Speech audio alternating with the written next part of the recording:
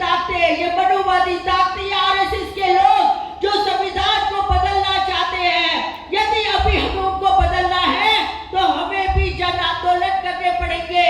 और मैं साथ ये भी कहना चाहती हूँ कि ये जो फांसीवादी तानाशाही सरकार अभी चल रही है 2014 से बाद से, आपको मालूम है कि उन्होंने आंदोलनों को कैसे कुचलने का काम किया है। यहाँ पर देखा जाए तो जब हमने 200 साल की गुलामी में जो अंग्रेजों ने हमारे साथ दमन नहीं किया था, जो शोषण नहीं किया था, वो आज दमन और शोषण कोई कर रहा है। तो ये भारतीय जनता पार्टी की सरकार कर रही है। देशद्रोह के नाम पर उमर खालिद को 5-5 साल से जेल में बंद कर रखा है और उसको अभी तक जमानत नहीं दी जाती है। ये अन्याय है और इस अन्याय के खिलाफ हमें आवाज उठानी ही पड़ेगी।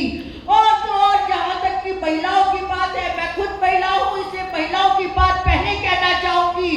आप सभी को मालूम है कि जितनी भी महिलाएं हैं, अगर आप एनसीआर की रिपोर्ट उठा के देख लीजिए तो 80% महिलाएं दलित समाज और पिछड़े समाज की होंगी।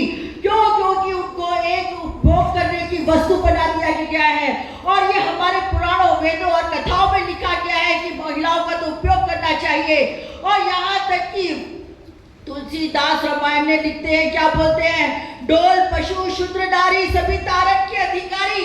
मतलब शूद्र और नारियों को तो एक तरीके से तारक का अधिकारी कह रखा है। ऐसी परिस्थिति में हमें आंदोलन करना पड़ेगा। परंतु जिस तरह से आंदोलन कुचले जाते हैं, हमने देखा 750 किसानों का किसान आंदोलन कुचलने के लिए हर वो काम किए इस भारतीय जनता पार्टी ने जो उसे नहीं करने चाहिए थे।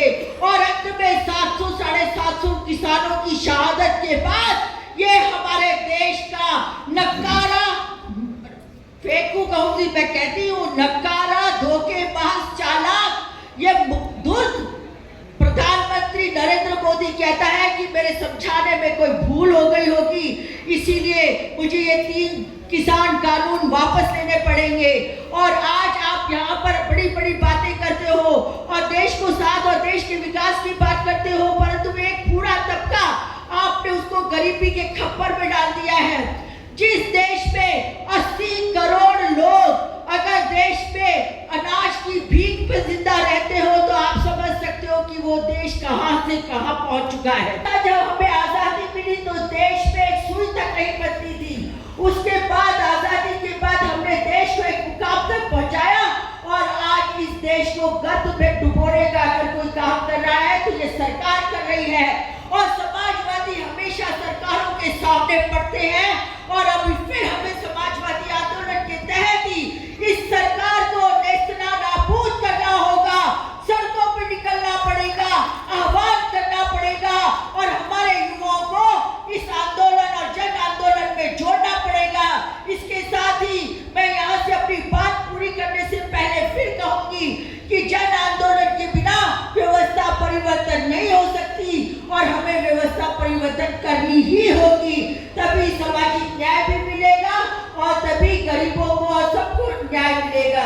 इसके साथ ही आयोजकों ने मुझे जो बोलेगा या अवसर दिया उसके लिए बहुत बहुत धन्यवाद। जय भीम, जय भारत। रत्ना जी, जय भीम। बहुत ताकत से महात्मा फुले जी का, बाबा साहब अम्बेडकर जी के विचार का जिक्र किया और जिस भूमि पर कर रहे हैं, जो वो जहाँ ये प्रधान को भी आपने यहाँ मंच से जो बताया वो बहुत बड़ी बात है। अभी जो सभी जानते हैं और इस मोदी की, अमित शाह की ऐसी की तैसी करते हैं, रोज करते हैं और